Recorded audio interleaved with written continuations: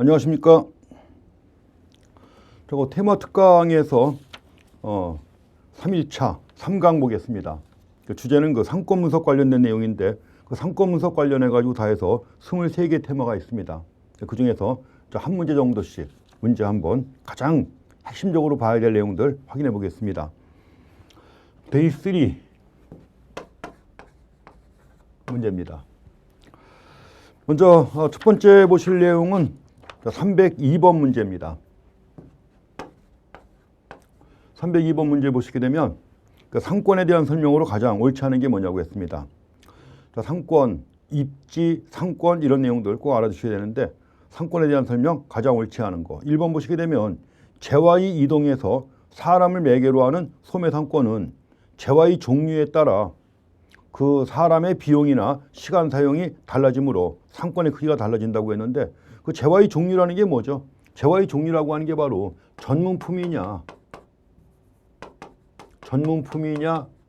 아니면 선매품이냐 편의품이냐 하는 거죠. 자, 상권의 크기가 다르죠. 자, 상권이 제일 큰 게 뭐예요?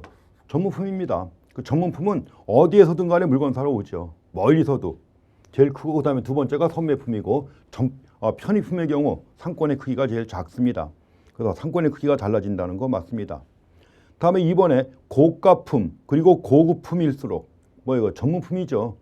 그 전문품인데 소비자들은 구매 활동에 보다 많은 시간과 비용을 기꺼이 부담합니다.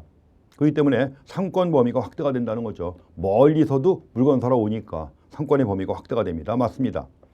자, 3번에 도매상권은 사람을 매개로 하지 않기에 소매상권하고는 달리 사람을 매개로 하지 않기에 시간 인자의 제약이 커져서 상권의 범위가 제한된다고 했는데 아니죠. 오히려 소매상권보다도 도매상권의 범위가 더 넓죠. 당연히. 여러 소매점을 대상으로 하기 때문에 따라서 상권의 범위가 더 넓습니다. 당연한 얘기죠. 3번이 틀렸습니다. 4번 보존성이 강한 제품은 이 보존성이 강한 제품이라는 게 뭐냐면 내구재 얘기하는 겁니다.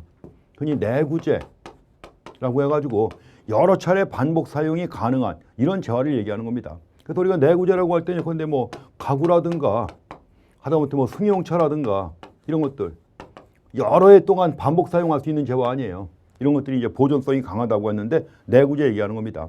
그래서 보존성이 강한 제품은 그렇지 않은 제품에 비해서 상권이 넓어진다. 그렇습니다. 가구라든가 승용차 멀리서도 물건 사러 오잖아요. 따라서 상권의 범위가 넓어집니다. 그 다음에 5번 상권 범위를 결정하는 비용인자. 비용인자에서 중요한 게 생산비도 있지만 또 중요한 게 뭐예요? 운송비, 판매비 다 포함됩니다. 여러 가지 물류와 관련된 비용 다 포함되는데 특히 이제 운송비도 중요한 내용 중에 하나죠. 그리고 비용이 상대적으로 저렴할수록 상권은 확대가 되는 겁니다. 멀리서 오는데 운송비가 많이 들잖아요. 그 비용이 적게 들수록 상권 범위는 저렴이 확대가 되는 것이죠. 이렇게 해갖고 상권에 대한 설명들 내용 확인해 보시기 바랍니다. 가장 최근에 나온 문제 중에 하나죠. 예전에 나왔던 문제들도 가장 핵심적인 내용들 제시해 놨는데 한 번씩만 읽어보시면 다 해결될 수 있는 그런 내용들입니다. 자, 다음은 그 상권의 계층성과 관련해 가지고 문제 나와 있는데 311번 문제 보시겠습니다. 자, 311번 문제도 상권하고 입지에 대해서 내용을 같이 묶어놨습니다. 상권 및 입지에 대한 아래 내용 중에서 옳지 않은 게 뭐냐고 했습니다. 1번 상권의 성격과 업종의 성격이 맞으면 좋지 않은 상권이라고 하더라도 좋은 성과를 올릴 수가 있습니다. 맞습니다. 그래서 상권하고 업종이 맞지 않아도 그래서 이게 맞는다면 좋지 않은 상권에서도 좋은 성과를 올릴 수 있다는 거 맞습니다. 2번 상권이 좋아야 좋은 점포가 많이 모여들고 또 좋은 점포들이 많이 모여들면 상권은 강화되는 거죠. 그러면 3번 소매점을 개점하기 위해서는 점포 자체의 영업 능력도 중요하지만 상권의 크기나 세력도 중요합니다. 당연한 얘기고요. 그 다음에 4번 동일한 상업지구에 입지하더라도 규모 및 취급 상품의 구색에 따라 개별 점포의 상권 범위가 달라지는 겁니다. 당연한 얘기죠. 그 다음에 5번 지구 상권을 먼저 정하고 지역 상권을 정하는 것이 일반적인 순서라고 했는데 우리가 상권을 정할 때는 넓은 범위부터 범위를 좁혀나가는 겁니다. 상권을 정할 때 제일 넓은 범위가 지역 상권이죠. 지역 상권을 먼저 정하고 그 다음에 지구 상권 그 다음에 개별 점포 상권을 정하는 겁니다. 이런 순서죠. 물론 그 개별 점포 상권은 다른 말로 지점 상권이라고도 합니다. 지점 상권이라고도 하고 또 여기서 점포는 빼고 개별 상권이라고도 불러요. 이렇게 해서 지역, 지구, 개별 점포 상권 이런 순서로 해가지고 범위를 좁혀나가는 겁니다. 그래서 311번은 정답이 5번이 되겠고 나머지 문항들은 다 상식적인 내용들이죠. 되게 이 부분에서는 시험 문제가 나와도 자 크게 그 상식적인 선을 벗어나지 않습니다. 그래서 우리가 상권의 범위 얘기할 때 지역 상권, 지구 상권, 개별 점포 상권이 있고 또 개별 점포 상권도 위계가 있잖아요. 여기에서도 또 뭐예요? 1차 상권. 1차 상권, 이거보다 범위가 넓은 게 2차 상권. 더 넓은 게 한계 상권이 있죠. 그래서 이렇게 갖고 상권의 계층성 항상 확인하고 지나가시면 되겠습니다.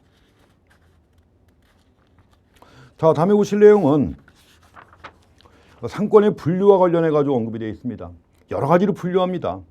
근데 여기서 상권의 분류와 관련해 가지고 여기선 자 313번 문제 보시겠습니다. 자, 상권의 분류와 관련해 가지고 상권 유형별로 개념과 일반적 특징을 설명한 내용으로서 가장 옳은 것이 뭐냐고 했습니다. 1번 부도심 상권이 있습니다. 자, 도심 상권이 있다면 그 도심 상권 말고 별도로 사람들이 많이 몰리는 곳에 부도심 상권이 형성이 됩니다. 그래서 부도심 상권의 주요 소비자는 점포 인근의 거주자들이어서 생활 밀착형 업종에 점포들이 입지하는 경향이 있다고 했는데 자, 이거 잘못됐죠. 그래서 원래 그 1번에 나와 있는 설명 점포 인근의 거주자가 주요 소비자예요.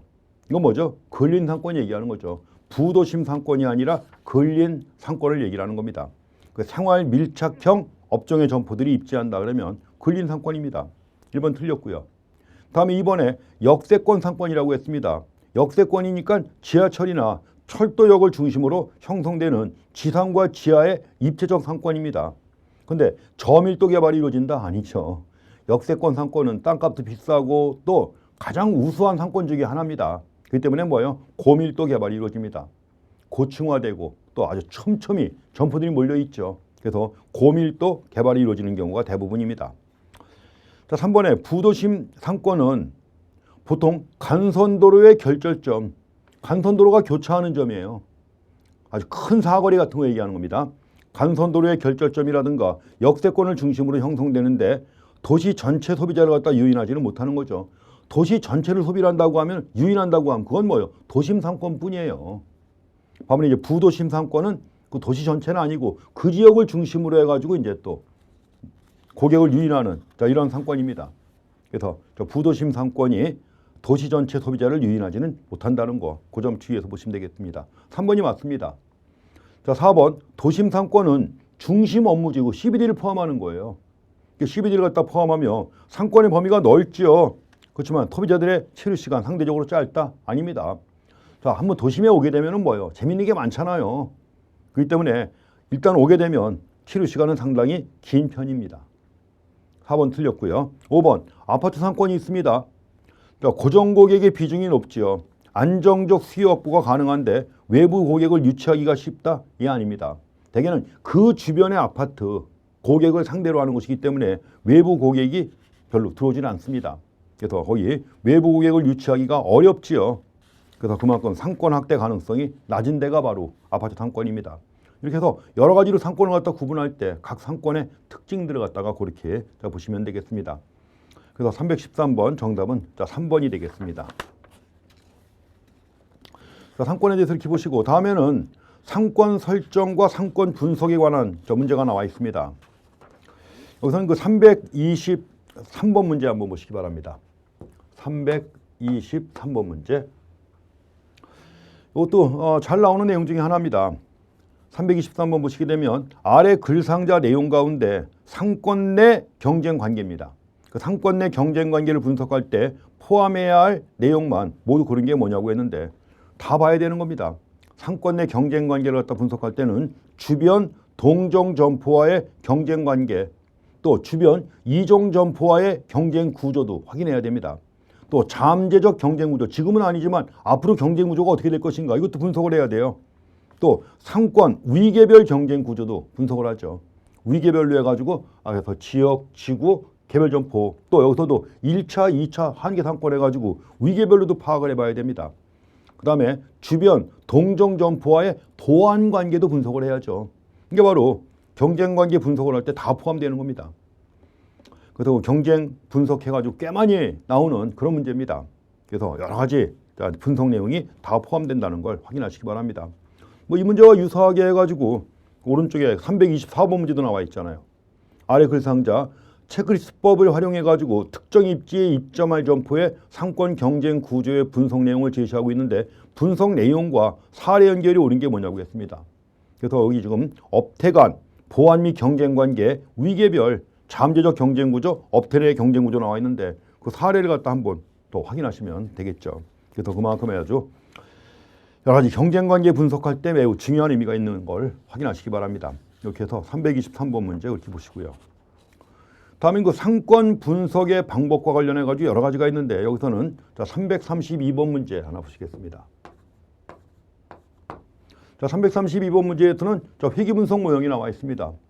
자 회귀 분석 모형은 실제 그 데이터를 갖다 수집해 가지고 자 수집된 데이터를 가지고 이제 회귀선을 도출해 가지고 분석하는 거죠. 그래서 일단 회귀식을 만드는데 회귀식은 종속 변수하고 독립 변수 간의 관계입니다. 그리고 독립 변수가 하나일 때 단순 선형 회귀 분석이라고 하는 것이고 독립 변수가 여러 개일 때 둘 이상일 때 다중 회귀 분석이라고 합니다. 근데 여기서 항상 주의할 게 뭐냐면 많이 언급되는 게 그겁니다. 만약에 독립 변수가 여러 개일 때 독립 변수끼리 상관관계가 높으면 될까요? 안 될까요? 안 되죠.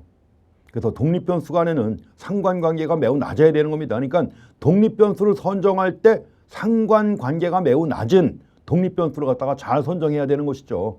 이게 중요한 관건 중에 하나입니다. 그래서 시험 문제 나올 때도 이걸 잘 물어봐요. 회귀 분석 나올 때. 그래서 여기 회귀 분석 모형에 관한 설명. 1번 소매 점포의 성과에 영향을 미치는 요소들을 파악하는 데 도움이 된다. 맞습니다. 여기서 소매 점포의 성과라고 하는 게 뭐겠어요? 종속 변수죠. 근데 여기에 영향을 미치는 요인들은 독립 변수가 되는 것이죠. 이걸 파악하고자 하는 겁니다. 근데 2번 모형에 포함되는 독립 변수들은 서로 관련성이 높을수록 좋다? 아닙니다. 독립 변수끼리 서로 영향을 미치고 하게 되면 분석 결과가 아무런 의미가 없는 경우가 꽤 많아요.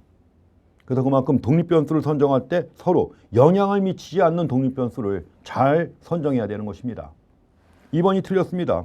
독립 변수들은 관련성이 없는 변수를 잘 선택해야 되는 것입니다. 그 다음에 3번에 점포 성과에 영향을 미치는 영향 변수. 그 영향 변수가 독립 변수예요. 그 영향 변수에는 상권 내 경쟁 수준도 포함될 수 있죠. 왜냐하면 상권 내 경쟁 수준에 따라서 점포 성과가 달라지잖아요. 그렇다면 당연히 독립 변수에 영향 변수에 상권 내 경쟁 수준 포함될 수가 있습니다. 자, 4번 점포 성과에 영향을 미치는 영향 변수에 상권 내 소비자들의 특성도 포함되겠죠. 그 상권 안에 있는 소비자의 특성에 따라 성과가 달라지니까요. 그 다음에 회귀 분석의 경우 제일 중요한 건 표본 수가 충분히 확보되어야 합니다. 그 표본 수가 충분히 확보되어야만 의미 있는 결론이 나오는 건데 자, 모든 통계 분석이 마찬가지죠. 표본 수가 충분해야만 의미 있는 결론이 나오는 겁니다. 그래서 332번 문제는 자, 2번으로 내용 확인해 보시면 되겠습니다. 다음에는 그 신규 점포에 대한 상권 분석 방법 해가지고 자, 테마 50 해갖고 나와 있는데 자, 그 내용은 뭐 거기 334번 문제 하나 그냥 가볍게 보시기 바랍니다. 아주 잘 나오는 건데 별로 어려운 건 아니죠. 334번 문제. 그 상권 분석 방법에 규범적 모형과 기술적 모형이 있다. 물론 확률적 모형도 있죠. 이걸 구분하는 겁니다. 무지하게 잘 나오는 내용 중에 하나죠. 그래서 이 중에서 기술적 방법에 포함되어 수 있는 하나가 뭐냐고 했는데 우리가 알고 있는 것처럼 기술적 방법에 뭐가 있습니까? 유추법 또 뭐예요? 체크리스트법이 있죠. 자, 체크리스트법, 유추법, 비율법, 현지조사법 그 네 가지가 가장 대표적인 기술적 방법 또는 서술적 방법이라고 합니다. 그러니까 영어로 descriptive라고 해가지고 기술적 또는 서술적이라고 번역을 합니다. 그래서 여기에 네 가지가 흔히 언급됩니다. 체크리스트법, 유추법, 비율법, 현지조사법 네 가지가 언급이 됩니다. 그래서 여기서 정답은 3번에 유추법이 되겠죠. 기타 이제 규범적 모형하고 확률적 모형도 구분하시는 건데 가장 초보적인 내용 중에 하나입니다. 근데 잘 나와요 또. 자, 그렇게 해서 내용 확인하시고요. 다음에는 테마 51번에 GIS를 이용한 상권 분석이 나옵니다. 자, 지리정보 시스템이 최근에 문제가 계속 잘 나오고 있습니다. 그래서 GIS라고 해가지고 지리정보 시스템을 갖다 이용한 상권 분석인데, 여기서는 자 336번 문제 보겠습니다. 336번. 용어 하나하나 다 확인하셔야 돼요. 그래서 GIS에서 사용하는 용어, 그리고 이제 용어의 특징들 같은 것들 있죠. 이런 것들 잘 확인하셔야 됩니다. 그리고 어디에 어떻게 활용하는가 하는 것도 잘 확인하실 내용 중에 하나입니다. 거기 지리정보 시스템의 활용으로 과학적 상권 분석의 가능성이 높아지고 있다. 이와 관련한 설명으로 적합하지 않은 게 뭐냐고 했습니다. 1번, 컴퓨터를 이용한 지도 작성, 매핑이라고 그래요, 영어로. 그래서 컴퓨터를 이용한 지도 작성 체계와 또 한 가지 뭐가 있어야죠? 데이터베이스가 있어야죠. 그래가지고 데이터베이스 관리 체계 해가지고 DBMS라고 하는 두 가지의 결합이라고 볼 수 있습니다. 맞습니다. 자, 이번에 GIS는 공간 데이터의 수집, 생성, 저장, 검색, 분석, 표현 등 상권 분석과 연관된 다양한 기능을 기반으로 합니다. 상권 분석과 연관된 게 같이 연결돼야 되는 거죠. 그래서 이걸 기반으로 한다는 거 맞습니다. 3번 보시게 되면 대개 GIS는 하나의 데이터베이스와 결합된 하나의 지도 레이어라고 했는데, 지도 레이어는 중첩되어 있는 거예요. 중첩되어 있고, 이 중첩되어 있다는 말은 결국 뭐예요? 여러 겹이라는 얘기죠. 여러 겹이라고 합니다. 그래서 하나의 데이터베이스와 결합한 여러 겹의 지도 레이어만을 갖다 활용합니다. 지도 레이어를 활용하는 거죠. 가지고 강력한 공간 정보 표현이 가능하다는 겁니다. 그래서 3번에서 틀린 게 하나의 지도 레이어가 아니라 여러 겹의 지도 레이어를 활용한다 하는 겁니다.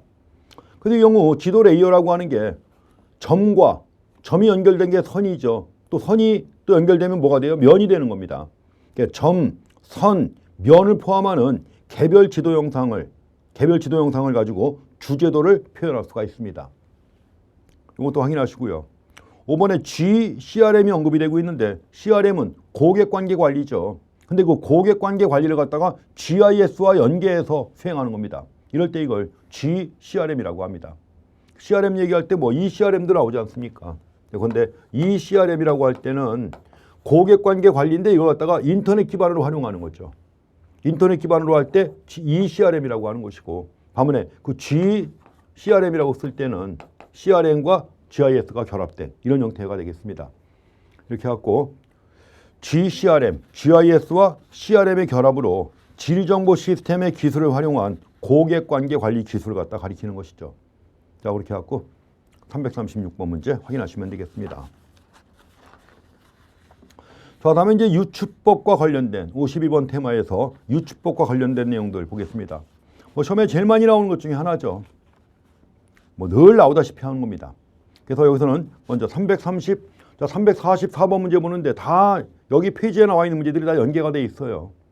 그래서 이제 일단 문제는 344번 문제 보겠습니다. 자, 344번 문제. 상권 분석 방법 중 애플밤이 제안한 유추법에 대한 설명으로 가장 옳지 않은 게 뭐냐고 했습니다. 애플밤이 제시한 유추법. 1번, 자, 유사한 점포입니다. 유사 점포라고 하는 거죠. 유사 점포의 상권 정보를 활용하여 이걸 기초로 내가 새로 내고자 하는 점포, 이거 신규 점포예요. 신규 점포는 새로 내고자 하는 점포입니다. 그래서 신규 점포의 상권 규모를 분석하고자 하는 겁니다. 그래서 내가 내고자 하는 점포와 유사한 점포를 선정해 가지고 상권 정보를 갖다가 확인한 다음에 이걸 바탕으로 해가지고 신규 점포의 상권 규모를 분석합니다. 이럴 때 유사 점포를 선정할 때 점포의 특성, 고객 특성, 경쟁 특성 이걸 고려해가지고 유사 점포를 선정합니다. 그래서 특히 유추법에서 많이 쓰는 것 중에 하나가 CST죠. 고객 스포팅 기법이라고 하는 겁니다. 그래서 CST를 활용하여 유사 점포의 상권을 파악합니다. 자, 4번.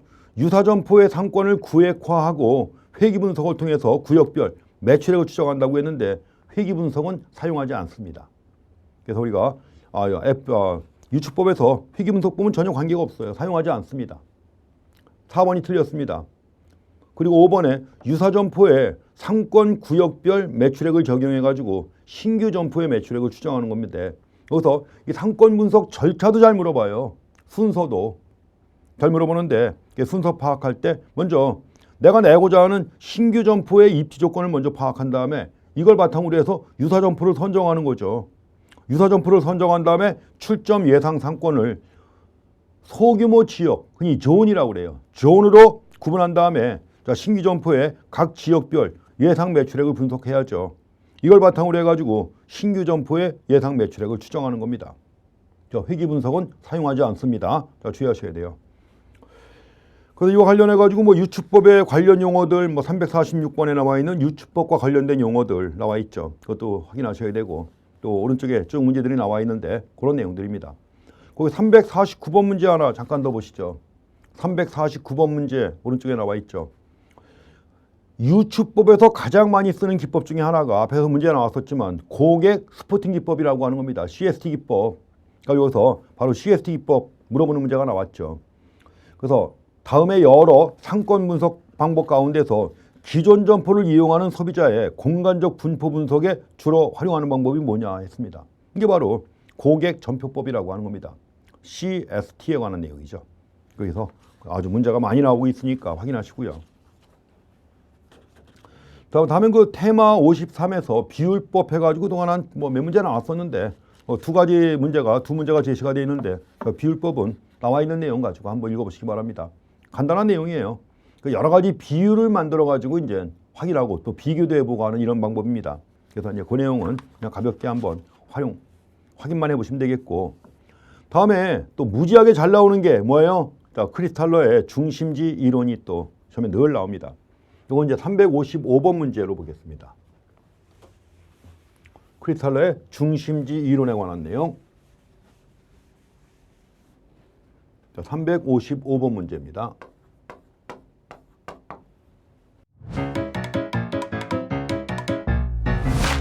에듀윌 유료 회원만의 특별한 서비스.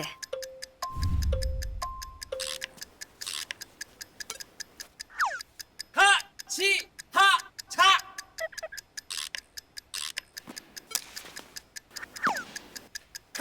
하치하차 정답! 같이 하자 친구야. 에듀윌 유료 회원.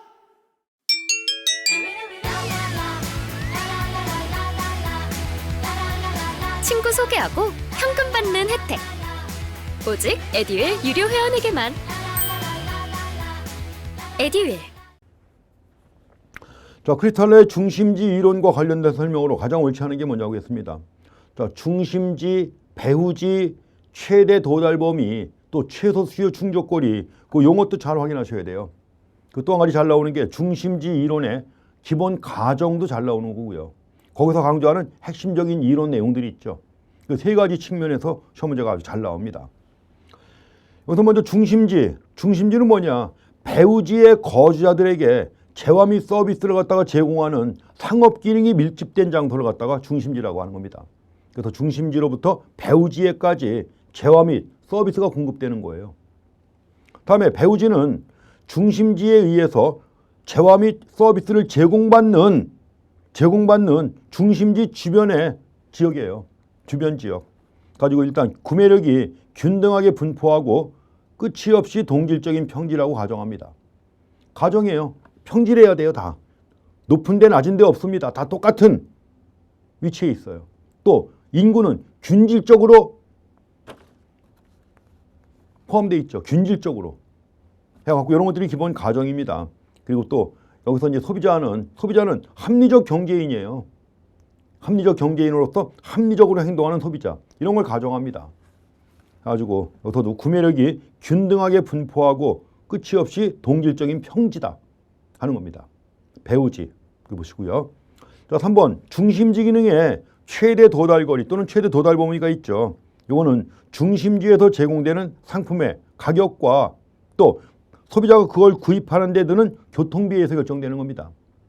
그래서 적어도 중심지까지 물건 사러 오는 소비자가 거주하는 최대한의 지역이에요. 그래서 최대 도달 범위 밖에 있는 사람은 중심지까지 물건 사러 안 옵니다. 그 최대한의 거리가 도달 범위다 하는 것이죠. 최대 도달 거리 또는 도달 범위. 그래서 4번에 도달 범위란 중심지 활동이 제공되는 공간적 한계예요. 공간적 한계를 말한다. 중심지로부터 어느 재화에 대한 수요가 0이 되는 곳까지의 거리. 왜냐면 거기서는 물건 사러 안 오니까 수요가 얼마예요? 0이죠. 그 다음에 5번. 상업 중심지의 정상 이윤 확보에 필요한 정상 이윤. 정상 이윤 확보에 필요한 최소한의 수요를 발생시키는 상권 범위. 이게 바로 뭐냐? 최소 수요 충족 거리라고 하는 것이죠. 거기 최대 수요라고 되어 있죠? 잘못됐습니다. 최소 수요 충족 거리. 그래서 여기서는 항상 중요한 게 최대 도달 범위하고 최대 도달 범위 하고 최소 수요 충족 거리 충족거리 이걸 비교했을 때 이게 커야만 중심지가 형성될 수 있는 겁니다. 그래서 중심지가 형성되는 조건 해가지고 이것도 굉장히 많이 나오는 내용이에요. 최대 도달 범위가 최소 수요 충족거리보다 클 때 중심지가 형성이 된다는 것입니다. 그래서 355번 문제는 5번이 잘못된 거 다 아실 거고요. 그리고 뒤에 뭐 문제들 꽤 많이 나왔었죠. 그거 확인하시는데 여기서 한 가지 더 보실 게 그 362번에 좀 전에 우리가 중심지 이론의 기본 가정을 봤습니다만 그 가정 하나 더 보셔야 돼요. 그 362번 보시게 되면 중심지 이론에서 그 이론을 전개하기 위해서 제시한 전제 조건입니다.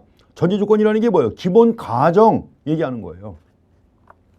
먼저 소비자는 자신의 수요를 충족시키기 위해서 최근린의 중심지. 자, 소비자는 합리적 경제인이에요. 합리적 경제인이기 때문에 가장 가까운 중심지에서 찾습니다. 그 다음에 2번 모든 방향에서 교통의 편리한 정도가 동일하다. 이래야 되는 거죠. 자, 3번 중심지는 그 배후의 행정, 서비스 기능을 수행하기 위해서 고지대에 입지한다. 중심지 이론에서는 똑같은 높이의 평지예요. 고지대, 저지대 없습니다. 인구는 균질적으로 분포가 되어 있고요. 그래서 거기에 고지대에 입지한다고 하는 건 잘못된 겁니다. 고지대, 저지대 이런 거 없어요. 다 똑같은 높이의 평지를 갖다 가정합니다. 그 다음에 4번 평야지대에 이거죠. 평야지대에 인구가 균등하게 분포가 되어 있습니다. 운송비는 거리에 비례합니다. 운송수단은 단 하나, 동일하다고 보는 겁니다. 그 기본 가정도 내용 좀 확인하고 지나가셔야 됩니다. 자, 그다음에 그 테마 55번 해가지고 레일리의 소매인력 법칙에 대한 문제가 나와 있습니다. 레일리의 소매인력 법칙이야 뭐 워낙 많이 나오는 내용 중에 하나죠. 그래서 여기 363번 문제 보겠습니다. 레일리의 소매인력 법칙 관련해서 363번. 레일리의 소매인력 법칙과 관련한 설명으로 옳지 않은 게 뭐냐고 했습니다. 이게 바로 뉴턴의 중력 법칙, 우리가 흔히 얘기하는 만유인력 법칙이죠. 그러니까 뉴턴의 만유인력 법칙을 상권 분석에 활용한 것이 바로 레일리의 소매인력 법칙이죠. 그래서 두 도시 간의 경계를 갖다 정하는 거죠. 두 도시 간의 경계, 상권의 경계를 정하는 이런 이론입니다. 그래서 2번 도시 규모가 클수록 주변의 소비자를 흡인하는 매력도가 커진다는 거죠. 맞습니다. 그 도시의 인구하고 도시까지의 거리 두 가지가 중요한 거예요. 자, 3번에 쇼핑 시 주변 도시의 매력도는 이동거리의 제곱에 반비례한다는 거죠. 두 도시의 크기, 인구에 비례하고 두 도시까지의 거리의 제곱에 반비례한다는 것입니다. 이렇게 해서 가정하는 겁니다. 4번 광역상권의 경쟁 상황에서 쇼핑센터의 매출액 추정에도 활용할 수가 있습니다. 그래서 그 중간에 있는 도시에서 얼마나 많은 고객이 일로 올 거냐 판단할 수 있잖아요. 그렇기 때문에 이걸 바탕으로 해서 뭐요? 매출액 추정에도 활용할 수가 있습니다. 5번에 거리 인구뿐만 아니라 매장 면적, 가격 등 최소한의 변수를 활용할 수 있다. 아닙니다. 오직 인구, 거리만 따지는 거예요. 두 가지만 고려하는 겁니다. 5번이 잘못됐습니다. 그래서 문제 체크해 주시고 그 365번에 계산 문제 하나 나와 있는데 계산 문제는 원래 이 문제 푸는 공식이 있죠. 그 레일리의 소매인력 법칙과 관련해서 푸는 공식이 있습니다. 그래서 이게 365번 문제가 나와 있는데 두 문제씩 보다가 언제 풀지 모르는데 그래도 한 번씩 풀어보겠습니다. 거기 보시게 되면 인구 20만 명이 거주하고 있는 A도시, 30만 명이 거주하고 있는 B도시 사이에 인구 5만 명이 거주하는 C도시가 있다. 자, A와 C도시 사이의 거리는 10km고 그 다음에 B와 C도시 간 거리는 20km이다. 그럼 이때 C도시 거주자가 AB도시에서 쇼핑한다고 할 때 레일리의 소매 중력 법칙을 이용하여 A도시에서의 구매 비율을 계산한 값으로 가장 옳은 것이 뭐냐고 했습니다.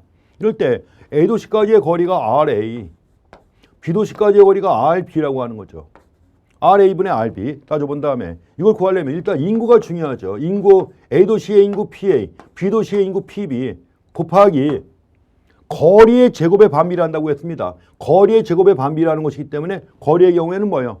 거리의 경우에는 DA분의 DB 곱하기 제곱이에요. 거리의 제곱에 반비례한다 해가지고 언급이 되어 있습니다. 이거는 거리는 반비례하는 것이기 때문에 반대로 써야 되죠. DB분의 DA가 되는 겁니다. 그렇다고 하면 여기다 한번 내용 집어넣어 보시죠. 내용 집어넣게 되면 지금 A도시의 인구가 얼마? 여기가 20만 명이죠. 20만. B도시의 인구는 30만입니다. 그 다음에 B도시까지의 거리가 얼마예요? 2가 되는 거죠. 2가 되는 것이고 이게 1이 되는 거죠. 2분의 1이 됩니다. 이렇게 해갖고 4분의 1 해가지고 계산하게 되면 8분의 3이 나와요. 이게 8분의 3이 나온다. 8대 3이라는 얘기죠. 이게 RA 대 RB니까 8대 3이라는 거예요. 이게 8대 3으로 나눠진다는 거죠. 그러니까 8대 3이니까 합치면 11이고 이건 11분의 8만큼, 이건 11분의 3만큼이죠. 그럼 여기서 자 11분의 8 대 11분의 3이니까 73대 27입니다. 3% 대 27% 나오죠. 가지고 물어보는 답이 바로 그겁니다. 가장 옳은 값이 얼마냐고 그랬죠. 가장 옳은 값은 5번에 73이 되겠죠. 이건. 이렇게 해갖고 문제 푸는 겁니다. 뭐 공식 별거 아닙니다. 한 번만 풀어보시면 다 해결되는 거예요. 그렇게 체크해 주시고 다음에 그 테마 56에 컨버스의 수정 소매 인력 법칙이 나옵니다. 자, 컨버스의 수정 소매 인력 법칙에서도 뭐 내용들 많이 나오는데 비슷합니다. 거기 368번 문제 하나만 보겠습니다. 컨버스의 수정 소매 인력 법칙에서 368번 문제. 368번 문제는 이것도 예가 나와 있습니다. 자, 명의가 사는 곳은 A와 B 두 도시가 만나는 경계선이고 A도시 상권 중심지까지는 6km, B도시의 상권 중심지까지는 3km가 떨어져 있다. A도시의 인구가 10만 명이고 B도시의 인구가 2만 5천 명이라고 할 때 컨버스의 법칙을 이용하여 올바르게 설명된 것이 뭐냐고 했습니다. 여기서 일단 주어진 내용 가지고 주어진 도시가 내용 가지고 자 B도시의 상권의 한계점을 갖다 구하는 겁니다. 그래서 만약에 자 B도시의 상권 한계점을 갖다 구하게 되면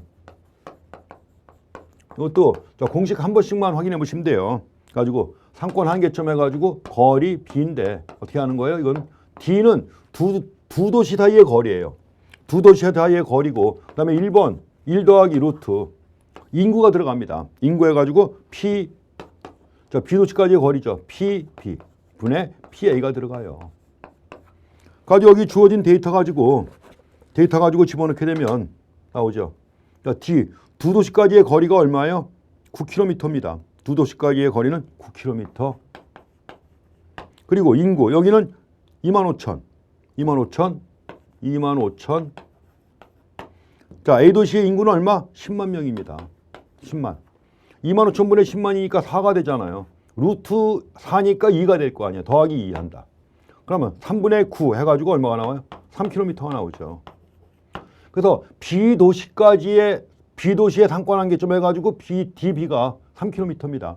그러니까 A도시의 상권 한계점은 얼마예요? 9km죠.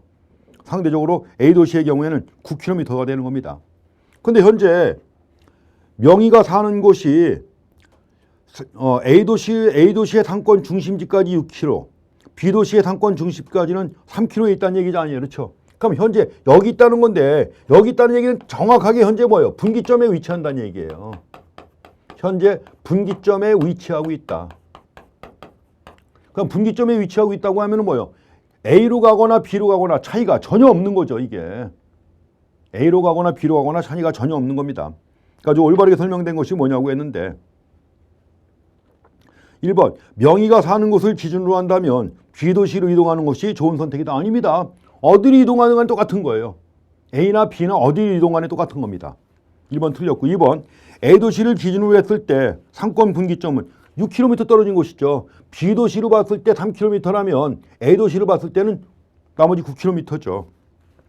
나머지 6km, 9km에서 요거에서 요걸 뺀 나머지 6km가 되겠죠. 6km 떨어진 곳에 위치해 있다. 맞습니다. 현재 분기점에 위치하고 있는 거예요.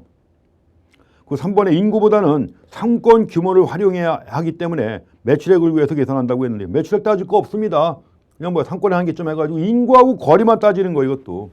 인구와 거리 두 가지만 따지는 거죠. 그리고 또 한 가지, 각 도시의 가게별 구매액이 10만 원이면 B도시로 이동해야만 구매 질이 증가한다고 했는데 이동 요인이 전혀 없어요. 똑같습니다. 마찬가지로 5번도 마찬가지죠. 그래서 그 368번 문제 한번 계산해 보시면 답은 자 4번으로 답이 2번이죠. 현재 정확하게 분기점에 위치하고 있는 거예요. 이동할 요인이 전혀 없습니다. 그런 내용입니다. 자, 그 내용 한번 봐주시고요. 다음에 테마 57번에 T센 다각형 모형이 나오는데 T센 다각형 모형에 대한 문제가 그래도 꽤 나오는 편이죠. 여기서는 373번 문제 하나 봐주시기 바랍니다. T센 다각형과 관련해 가지고 373번 문제.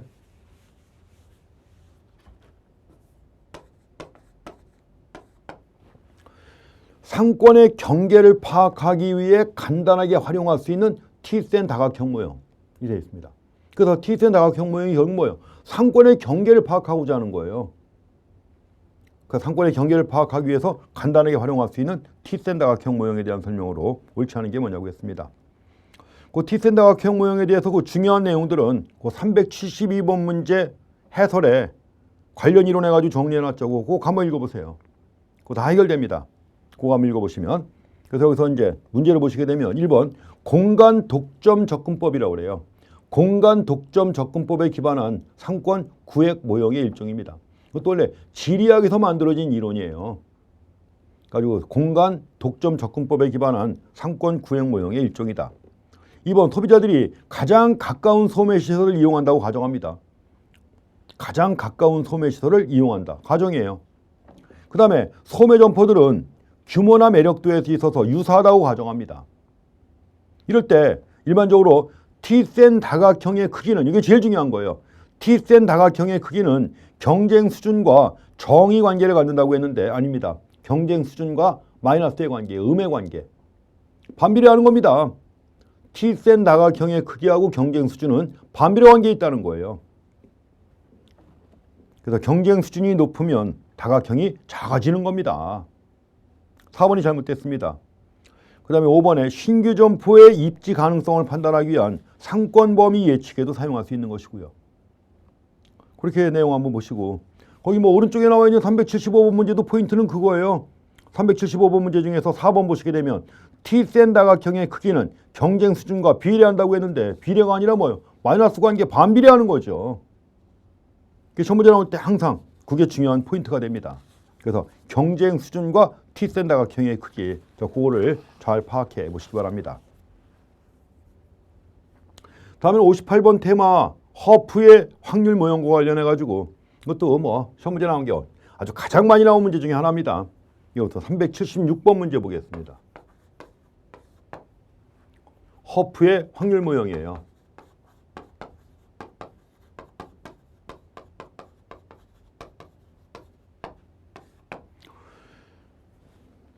자, 소매점포 상권의 분석 기법 가운데 하나인 허프 모델의 특징으로서 가장 옳은 게 뭐냐고 했습니다. 확률적 모형이라고 하는 걸 항상 염두에 두셔야 돼요. 먼저 1번의 허프 모형은 점포 이미지 등 다양한 변수를 반영하여 상권 분석의 정확도를 높일 수 있다고 했는데 허프 모형도 굉장히 기계적입니다. 이것도 허프 모형은 여러 점포가 있다고 했을 때 어떤 점포를 선택할 것이냐 하는 거예요. A 백화점, B 쇼핑센터, C 대형마트 여러가 있는데 어떤 점포를 선택할 것이냐 하는 거죠. 이럴 때 허프 모형에서는 중요하게 여기는 게 뭐예요? 점포 규모하고 점포 규모. 당연히 규모가 큰 점포가 큰 만족을 주죠. 그 다음에 또 뭐예요? 점포까지의 거리예요. 두 가지만 가지고 따지는 겁니다. 이것도. 허프의 확률 모형도 점포의 규모하고 점포까지의 거리하고 두 가지를 가지고 따지는 거예요.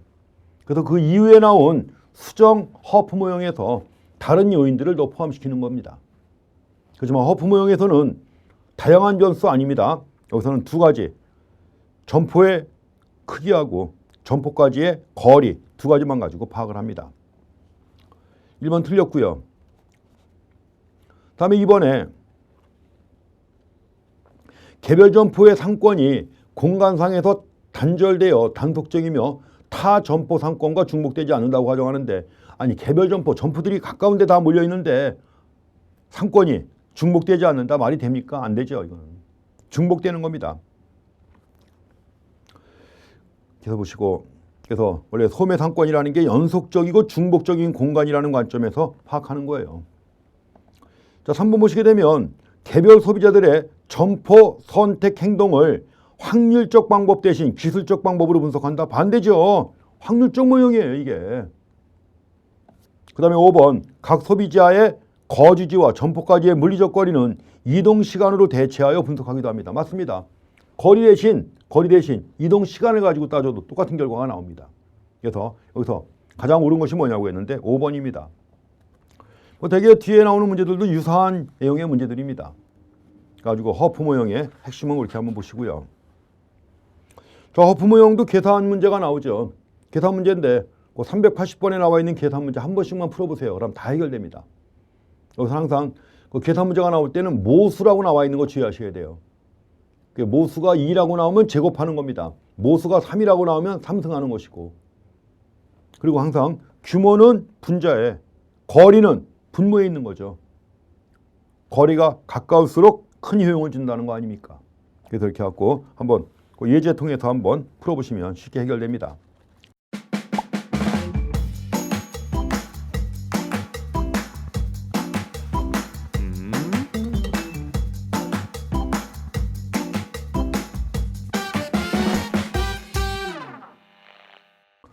다음에는 5번 테마 59번 해가지고 수정 허프 모형입니다.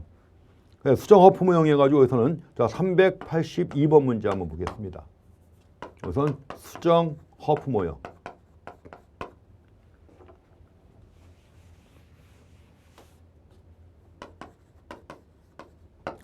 수정 허프 모형 해가지고 382번 문제 보시고, 오른쪽에 계산을 하는 문제가 나왔는데 이것도 아주 단순합니다.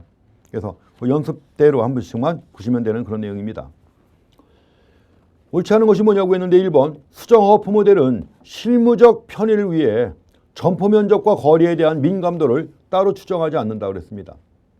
실무적 편의를 위해서 점포 면적과 거리에 대한 민감도를 따로 추정하지 않는다. 그냥 일정한 상수로 주어지는 것으로 보는 거예요. 일정한 상수로 주어지는 것으로 봐가지고 별도로 민감도를 따로 추정하지 않는다는 거.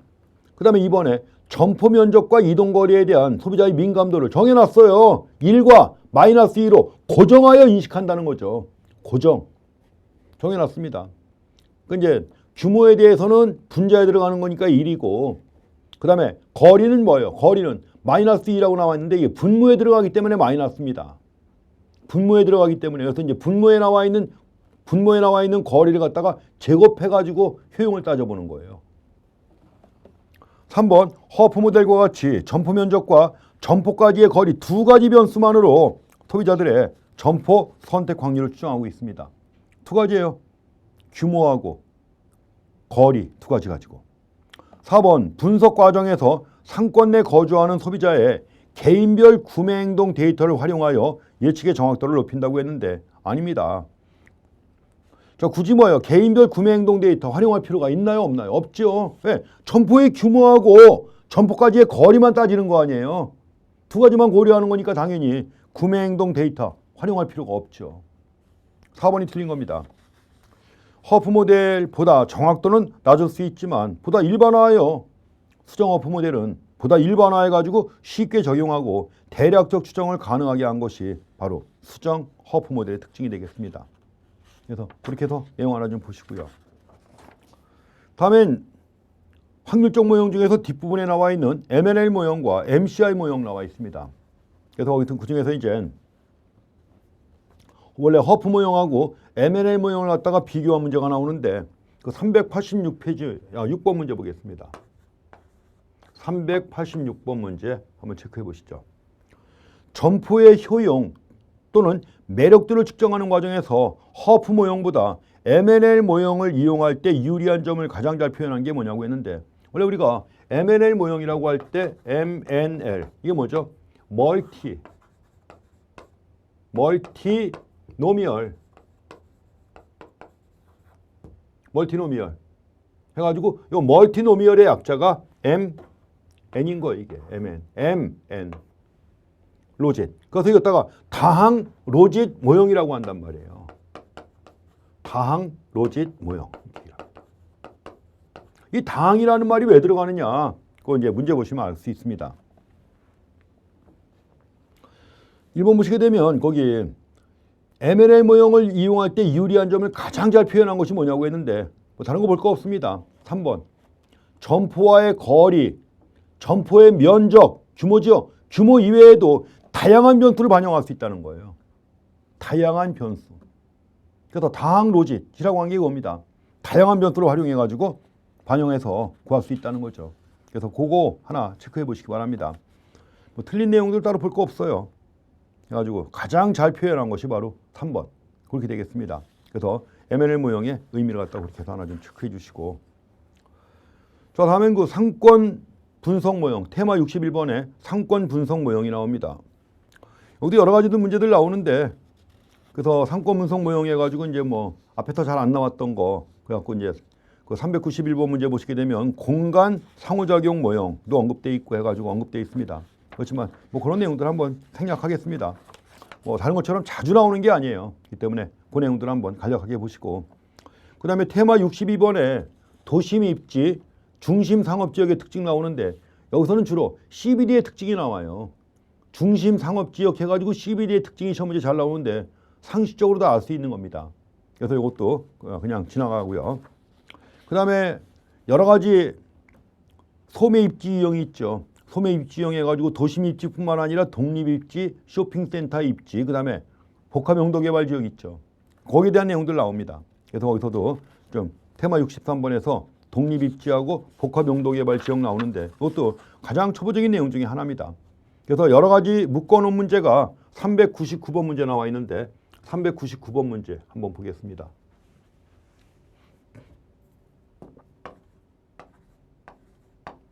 여러 가지 입지형 묶어놨으니까 그거 통해서 한번 정리해 보시죠. 자, 소매 입지별 유형에 대한 설명을 옳지 않은 게 뭐냐고 했습니다. 1번 도심 입지의 경우 충분한 잠재 고객과 동일 업종군의 분포, 접근성 등을 감안하여 입지를 선정하는 것이 좋다 이렇게 되어 있습니다. 그렇죠? 도심 입지할 때 CBD에 입지하는 겁니다. CBD에 입지할 때 충분한 잠재 고객, 동일 업종이 얼마나 분포가 되어 있는가, 접근성 이런 걸 감안해가지고 입지를 선정합니다. 2번 산업별 입지의 경우 이럴 때는 상업지역, 공업지역, 농업지역 구분해죠. 이렇게 구분하기 때문에 입지도 상업입지, 공업입지, 농업입지 해가지고 나눠서 입지를 갖다 결정합니다. 자, 3번에 노면 독립입지의 경우 주로 도시 교외 지역에 도심에서 벗어난 교외 지역에 대규모 점포로 혼자 입지하는 거예요. 이게 바로 노면 독립입지라고 하는 거죠. 그래서 군집 입지에 반대가 되는 개념으로 독립입지 보시면 되겠습니다. 자, 경쟁업체 없습니다. 또 가시성은 높지요. 왜냐하면 교외 지역에 대규모 점포로 다 만든 것이기 때문에 멀리서도 눈에 띕니다. 가시성은 높아요. 영업시간 등의 제약이 있어요? 없습니다. 전혀. 그 다음에 고객 편의성을 높일 수가 있죠. 그래서 한 번 가면 원스톱 쇼핑이 가능하도록 만든 거예요. 이게 바로 노면 독립입지의 중요한 특징입니다. 4번은 복합 용도 건축물이 있습니다. 뭐 주상복합 같은 거 얘기하는 거죠. 다수의 용도를 수용할 수 있다. 그리고 물리적, 기능적 규합이 이루어져가지고 통일성 있는 개발이 필요하다는 거 맞죠? 자, 쇼핑센터가 있습니다. 이것도 도심 밖에 커뮤니티 시설로 계획되기도 하고 우리나라 경우에는 보통 번화한 상점가를 갖다 의미하죠. 자, 여러 가지 입지 유형 나오는데 되게 그냥 가볍게 보시면 해결할 수 있는 그런 내용들입니다. 그래서 지금 뭐 다른 내용들도 봐야 되기 때문에 거기까지는 그렇고요. 다음에 거기 테마 64번에서도 쇼핑센터 유형별 핵점포 테넌트 관리 공간 구성 요소가 나오는데 여기서 여러 가지 그 쇼핑센터의 공간 구성 요소 아주 끊임없이 나오고 있는데 그 내용들을 한번 용어들 중심으로 해서 한번 파악해 보시기 바랍니다. 그래서 문제를 따로 보지는 않겠습니다. 그래서 거기 여러 가지 용어들 뭐 통로라든가 지표, 뭐 구역, 에지, 썬큰, 테넌트 뭐 이런 용어들 나와 있죠.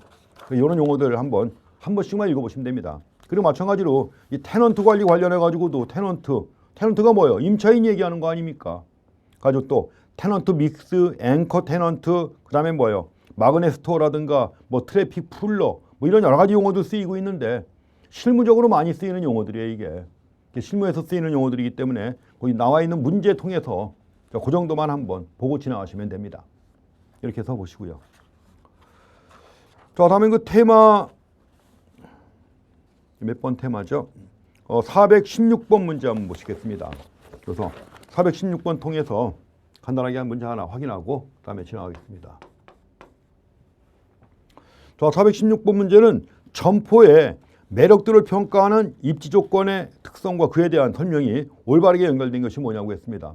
자, 문제 하나 문제 통해서 용어 한번 확인하고 지나가셔야 돼요. 1번은 가시성이라고 해놨는데 얼마나 그 점포를 쉽게 찾아올 수 있는가 또는 점포 진입이 수월한가를 의미한다고 그랬죠. 1번은 뭐예요? 가시성이 아니라 접근성에 대한 설명입니다. 접근성. 2번에 접근성이라고 되어 있는데 점포를 찾아오는 고객에게 점포의 위치를 쉽게 설명할 수 있는 설명의 용의도예요. 자, 2번은 인지성에 대한 설명입니다.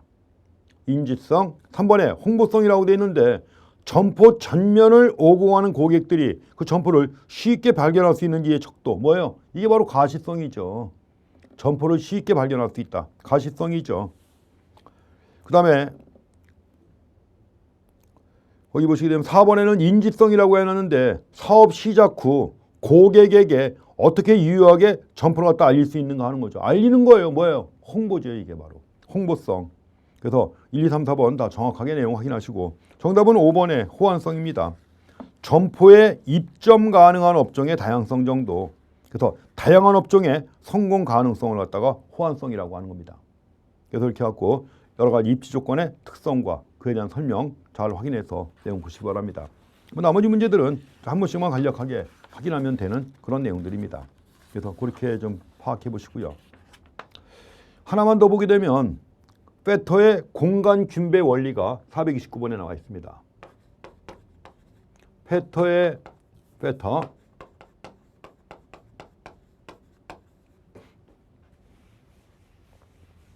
자, 점포 유형 구분할 때 아주 중요한 기준 중에 하나입니다. 공간 균배 원리.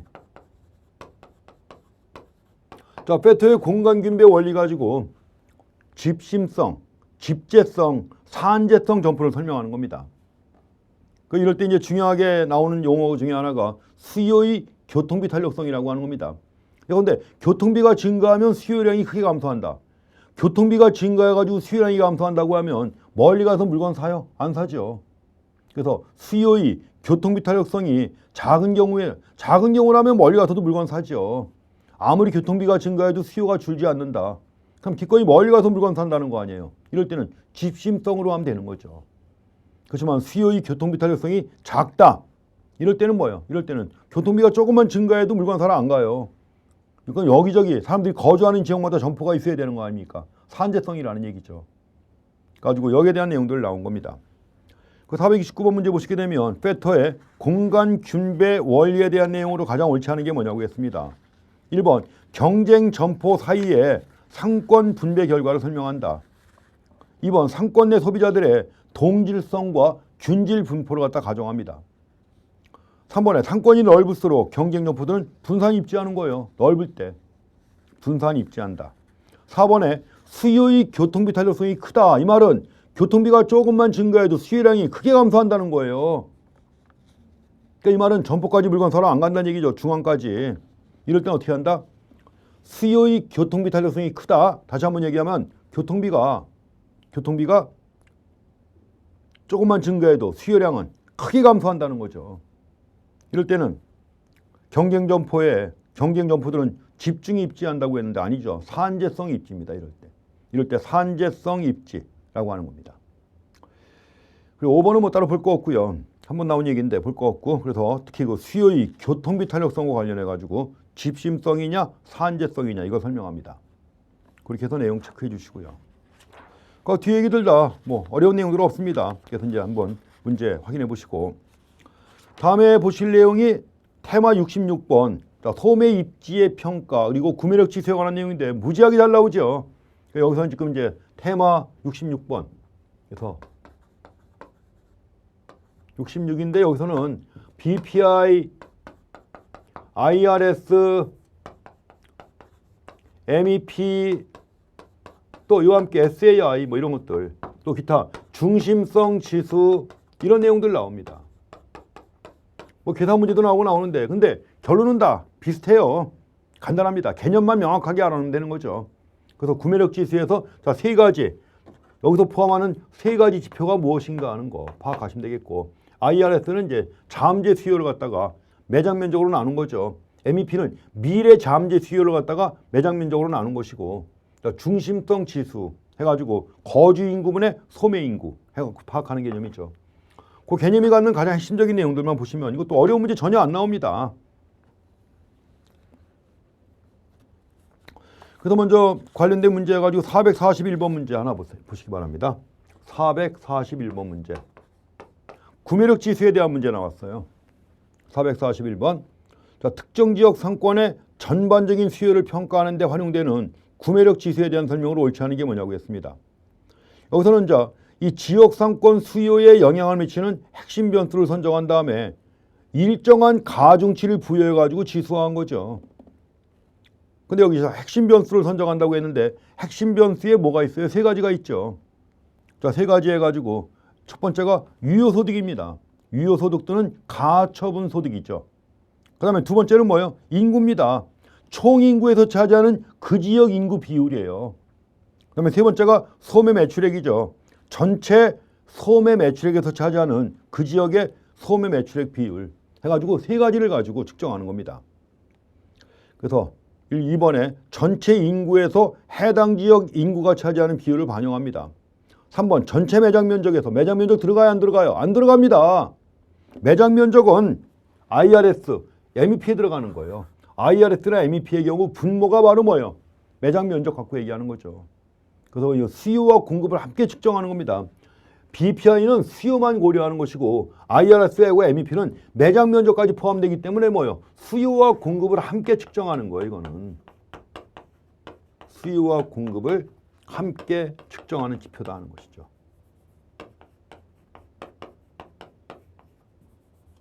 그래서 분모에 들어가는 매장 면적이 바로 공급을 의미하는 거예요. 그래서 3번이 틀렸습니다. 그 다음에 4번 전체 가처분 소득 또는 유효소득에서 차지하는 해당 지역의 비율, 전체 소매 매출액에서 차지하는 해당 지역의 비율 반영하죠. 이렇게 해가지고 구하는 것입니다. 그래서 그 내용 좀 봐주시고, 뭐 기타 거기 이제 테마 67번 해가지고 IRS하고 MEP가 나오는데 어떻게 보면 이게 제일 볼 뭐 필요가 없는 거죠. 그렇지만 이제 444번 하나만 더 보고 마무리하겠습니다. 444번 해가지고 이제 IRS, MEP 다 같이 나와 있어요. 제일 중요한 건 둘 다 높을수록 바람직한 거죠. 둘 다 클수록 바람직하다는 건데, 먼저 1번 보시게 되면 IRS는 한 지역 시장 내에서 특정 소매업체의 단위 면적당, 단위 매장 면적당 잠재 수요입니다. 왜? 잠재 수요 나누기 총 매장 면적이에요. 그러니까 단위 매장 면적당 또는 제곱미터, 매장 면적 제곱미터당 잠재 수요죠. IRS가 낮다 그럼 점포가 초과 공급된 겁니다. 해당 시장에서 점포 간 경쟁이 치열하다는 거죠. IRS가 높을수록 점포가 부족한 상태에 있고 따라서 새로운 점포 내는 게 매력적이다는 거죠. 자, 3번 IRS의 값이 클수록 공급보다 수요가 상대적으로 많은 상황이고, 그럼 자, 공급보다 수요가 많은 거 맞죠. 근데 시장의 포화 정도가 낮은 것이다. 시장의 포화 정도가 낮은 것이다. 맞습니다. 그 다음에 4번 거주자의 지역 외 구매 정도가 낮다. 원래 여기 거주하고 있지만 다른 지역 가서 쇼핑하는 사람들이에요. 근데 이 사람들이 만약에 이 지역에서 쇼핑한다면 미래의 잠재 수요는 커지겠죠. 이걸 반영하는 게 뭡니까? MEP죠. 시장 확장 잠재력 지수입니다. 그래가지고 거주자의 지역 외 구매 정도가 높으면 높을수록 MEP가 크게 나타나는 겁니다. 그래가지고 지역 시장의 미래 성장 가능성이 높은 거죠. 거주자의 지역 외 구매, 아웃쇼핑 정도가 높을 때 MEP가 크게 나타난다. 그리고 지역 시장의 미래 성장 가능성이 높다고 하는 것입니다. 그래서 이런 내용들을 한번 정리해서 확인해 보시기 바랍니다. 뒤에 문제 여러 개 나와 있지만 다들 비슷한 차원에서 정리할 수 있는 내용들입니다. 가지고 마무리하면서 이것만 가지고 잘 마무리해도 충분히 고득점할 수 있는 그런 내용들 정리가 되어 있습니다. 이번 시간 여기까지 하겠습니다. 3강 데이 3에 가지고 나와 있는 내용 여기까지 보겠습니다. 자, 수고했습니다.